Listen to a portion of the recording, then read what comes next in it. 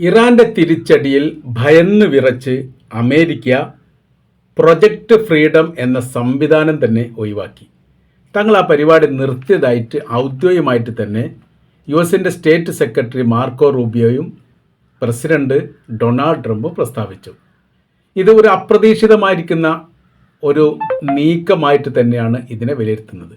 ഇതുവരെ ഉള്ളതിൽ നിന്ന് വളരെ വ്യത്യസ്തമാണ് ഇപ്പോൾ അമേരിക്കയുടെ സമീപനങ്ങളും നിലപാടും. അഥവാ ഇറാന് മുമ്പിൽ പിടിച്ചു നിൽക്കാൻ പറ്റാത്ത വിധം തകർന്നടിയുകയാണ്. ആയതിനാൽ തന്നെ ഇതുമായിട്ട് മുന്നോട്ട് പോയാൽ വലിയ പ്രശ്നങ്ങൾ ഭാവിയിൽ ഉണ്ടാകുമെന്ന് മനസ്സിലാക്കിയിട്ട് പൊടുന്നനെ അത് ഒഴിവാക്കിയായിരുന്നു. പൈ എല്ലാം പാകിസ്ഥാന് നൽകി. ഇപ്പോൾ പറയുന്ന കാര്യം ഇങ്ങനെയാണ്: നിരന്തരം പാകിസ്ഥാൻ അടക്കമുള്ള മധ്യസ്ഥ രാജ്യങ്ങൾ തങ്ങളോട് നിർബന്ധിച്ചതിൻ്റെ അടിസ്ഥാനത്തിൽ ഞങ്ങളിത് ഒഴിവാക്കുന്നു എന്നുള്ളതാണ് ഒറ്റ വാക്കിൽ ഒറ്റ വരിയിൽ അവർ ഒരു പ്രമേയം പോലെ മീഡിയക്ക് കൊടുത്തത്. 7 ഗൺബോട്ടുകൾ തകർക്കപ്പെട്ട ഒരു റിപ്പോർട്ട് ഇതിന് മുൻപ് അഭിമാനത്തോടു കൂടി അമേരിക്കയുടെ പ്രസിഡന്റ് ഡൊണാൾഡ് ട്രംപ് പറഞ്ഞിരുന്നു. അത് പറഞ്ഞതോടനുബന്ധിച്ച് ഇറാൻ അതിന് പ്രതികരണം നടത്തി. നിരപരാധികളായിരിക്കുന്ന മീൻപിടുത്തക്കാരായിരിക്കുന്ന 5 പേരെ ഇറാനികളെ നിങ്ങൾ കൊലപ്പെടുത്തി. തീർച്ചയായിട്ടും അതിനുള്ള തിരിച്ചടി ഭയാനകരമായിരിക്കും എന്നൊരു മുന്നറിയിപ്പ് നൽകി. വല്ലാതൊന്നും കഴിയാതെയാണ് അമേരിക്കയുടെ യുദ്ധക്കപ്പലിന് നേരെ നിരന്തരം ഇറാൻ്റെ ഭാഗത്തുനിന്ന് മിസൈൽ ആക്രമണം ഉണ്ടാകുന്നത്. ഇപ്പോൾ അമേരിക്ക ഈ വിഷയവുമായിട്ട് ബന്ധപ്പെട്ട് എന്തുകൊണ്ടാണ് യുദ്ധം നിർത്തിയത് എന്ന ചോദ്യത്തിനുള്ള വിശദീകരണത്തിൻ്റെ ഭാഗമായിട്ട് ഇങ്ങനെ കാണുന്നു. യുദ്ധം നീളും തോറും ചിലവ് ഭീമമായിട്ട് വർദ്ധിക്കുകയാണ്. അമേരിക്കയുടേതാണ് പറയുന്നത്. സൈനിക ചെലവ്, എണ്ണ വില കൂടുന്നതുമായിട്ട് ബന്ധപ്പെട്ട് ആഗോള വിപണിയിലെ മാന്ദ്യം, അമേരിക്കൻ കപ്പലുകൾക്കും ബേസുകൾക്കും വലിയ രീതിയിലുള്ള തിരിച്ചടി, സുരക്ഷിതമില്ലാത്ത പ്രയാസം അമേരിക്കയുടെ സൈനികർക്കുണ്ടാകുന്നത്, ഇങ്ങനെ ഒരുപാട് കാരണങ്ങളാണ് ഇതിനെക്കുറിച്ചുള്ള വിശദീകരണ കുറിപ്പിൽ കാണാൻ വേണ്ടി സാധിക്കുന്നത്. നമുക്ക് നോക്കാം എന്താണ് offensive war operation. Project freedom എന്നാണ് അതിന് ഇപ്പോൾ പ്രൊജക്റ്റ് ഫ്രീഡം ആണ് നിർത്തിവെച്ചത്. Epic fury operation epic fury എന്ന് പറയുന്നത് അത് അവസാനിപ്പിച്ചതായിരിക്കുന്ന വിവരങ്ങൾ പുറത്തു വന്നു. 2 എണ്ണം ഒരു നിർത്തി. 2 ഹോർമുസ് കടലുമായിട്ട് ബന്ധപ്പെട്ടത്, ഒന്ന് ഇസ്രായേലുമായിട്ട് ചേർന്ന് സംയുക്തമായ രീതിയിലാണെങ്കിൽ മറ്റൊന്ന് അമേരിക്ക ഒറ്റയ്ക്ക് നടത്തുന്നതാണ് എന്ന് ചുരുക്കം. എപ്പിക് ഫ്യൂറി എന്ന് പറഞ്ഞാൽ ഓപ്പറേഷൻ എപ്പിക് ഫ്യൂറി അത് അവസാനിപ്പിക്കുന്നതായിട്ടാണ് പ്രഖ്യാപിച്ചത്. അങ്ങനെ അത് 2026 ഫെബ്രുവരി 28 അമേരിക്കയും ഇസ്രായേലിൻ്റെയും അമേരിക്ക ഇസ്രായേലിൻ്റെ പിന്തുണയോടുകൂടി ഇറാനെതിരെ ആരംഭിച്ച ആക്രമണ ഓപ്പറേഷനാണ് എപ്പിക് ഫ്യൂറി എന്ന് പറയുന്നത്. അപ്പോൾ അതിൻ്റെ ഉദ്ദേശ ലക്ഷ്യങ്ങൾ: ഇറാൻ്റെ ബാലിസ്റ്റിക് മിസൈൽ തകർക്കുക, മിസൈൽ നിർമ്മാണ കേന്ദ്രം തകർക്കുക, നാവികശേഷി ഇല്ലാതാക്കുക, പ്രോക്സി വിഭാഗങ്ങൾക്ക് ഇറാൻ നൽകി വരുന്ന പിന്തുണ, അതായത് ഹൂത്തികൾക്ക് അതേപോലെ തന്നെ ഹിസ്ബുള്ള ഗ്രൂപ്പിന് അത്തരം വിഭാഗങ്ങൾക്ക് നൽകി വരുന്ന പിന്തുണ ഇല്ലാതാക്കാൻ ആവശ്യമായിരിക്കുന്ന നടപടി എടുക്കുക, സൈനിക പിന്തുണ തടയുക, അവർക്ക് നൽകുന്ന സൈനിക പിന്തുണ തടയുന്നതും അതുമായി ബന്ധപ്പെട്ട കാര്യങ്ങളാണ് പറയുന്നത്. കുറച്ച് വിശദീകരണം പറയുന്നുണ്ട്. ആണവശേഷി തകർക്കുക.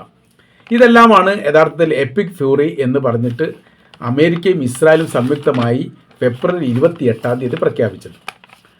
ഒഫൻസീവ് വാർ ഓപ്പറേഷൻ അത് അതിൻ്റെ കൂടെ തന്നെ പറഞ്ഞിട്ടുണ്ട്.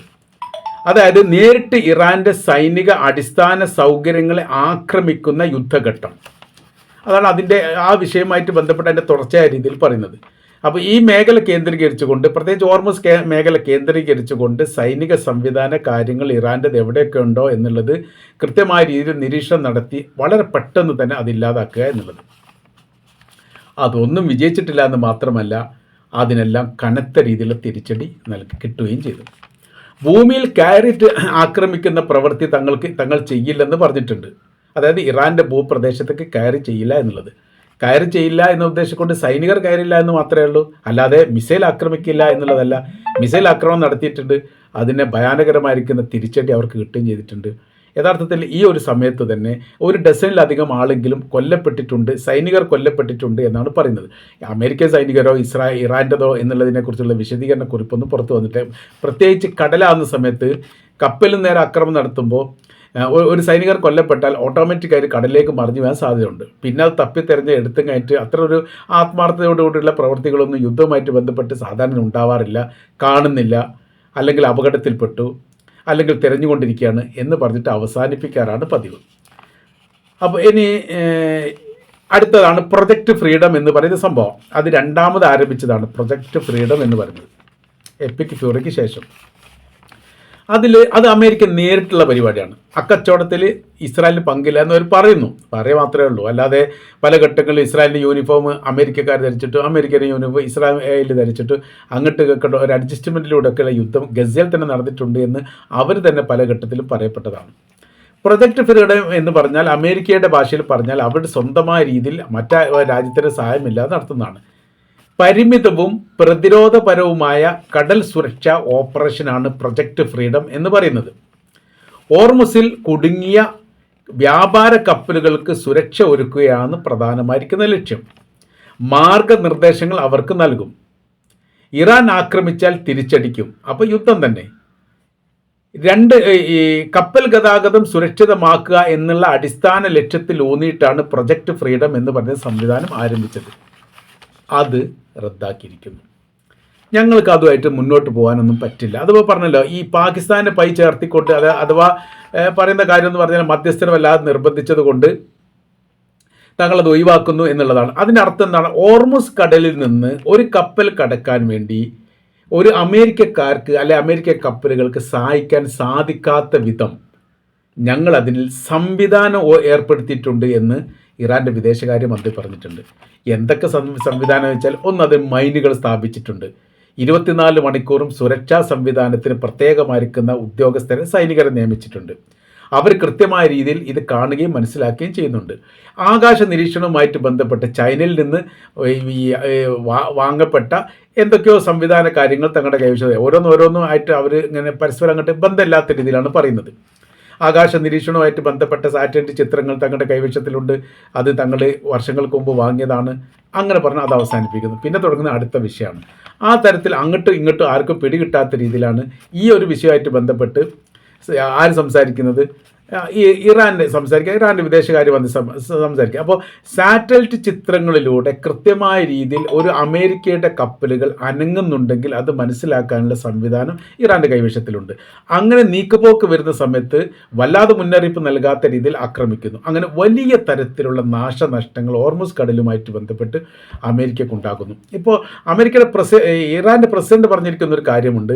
നിങ്ങൾ മറ്റുള്ള കപ്പലുകളെയൊക്കെ ഹോർമുസ് കടൽ കടത്താൻ വേണ്ടിയിട്ട് സഹായിക്കുന്നു എന്ന് പറയുന്നത് ഓക്കെ, അത് നമ്മൾക്ക് അംഗീകരിക്കാവുന്ന കേസാണ്. നിങ്ങൾ കടത്തുന്നുണ്ട്, അവർക്ക് നിങ്ങൾ സംരക്ഷണം നൽകുന്നുണ്ട്. അങ്ങനെ ആവുന്ന സമയത്ത് ഇപ്പോൾ അടുത്ത വിഷയം എന്താ അറിയോ? നിങ്ങളുടെ കപ്പലുകൾക്കും സൈനികർക്കും ആരാണ് സംരക്ഷണം നൽകുക?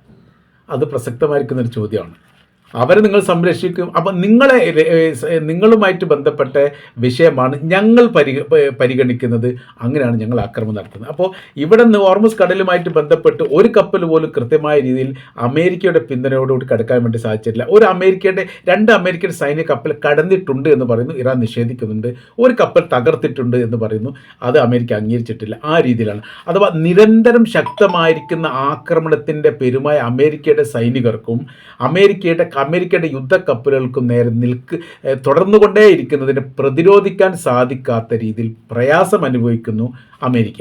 അങ്ങനെ എന്ത് ചെയ്യുന്നുണ്ട്? ഇവിടുത്തെ പതുക്കെ അത് പിറകോട്ടടിക്കുന്ന രീതിയാണ്.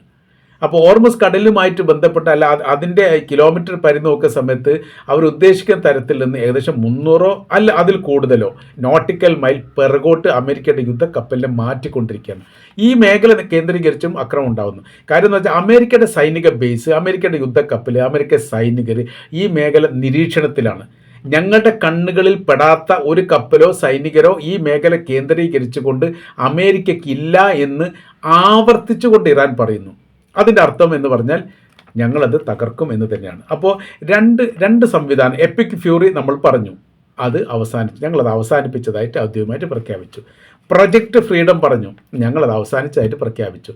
കാര്യം എന്ന് പറഞ്ഞാൽ കുറച്ചൊക്കെ ഇറാനും സഹകരിക്കണ്ടേ? അവർക്ക് വെടികൊള്ളുന്ന സമയത്ത്, അവർ ആക്രമിക്കുന്ന സമയത്ത് ചുമ്മാ അവർ വാങ്ങിക്കൂട്ടല്ലേ വേണ്ടത്, തിരിച്ചടിക്കാൻ പാടില്ലല്ലോ എന്നുള്ളതാണ് അമേരിക്കയുടെ നിലപാട്. ഒരു രാജ്യത്തും ഒരു ലോകത്തും ഒരു കാലത്തും ഇതുപോലെയുള്ളൊരു പ്രതിരോധ സംവിധാനങ്ങൾ അമേരിക്ക നേരിട്ടിട്ടില്ല എന്നുള്ളതും അതിൻ്റെ ഭയാനകരമായിരിക്കുന്ന വേർഷനാണ് ഈ ഹോർമുസ് കടലുമായിട്ട് ബന്ധപ്പെട്ട് ഇപ്പോൾ അമേരിക്ക അനുഭവിക്കുന്നത് എന്നുകൂടി നമ്മൾക്കിതിൽ നിന്ന് മനസ്സിലാക്കാൻ വേണ്ടിയിട്ട് സാധിക്കുന്നതാണ്.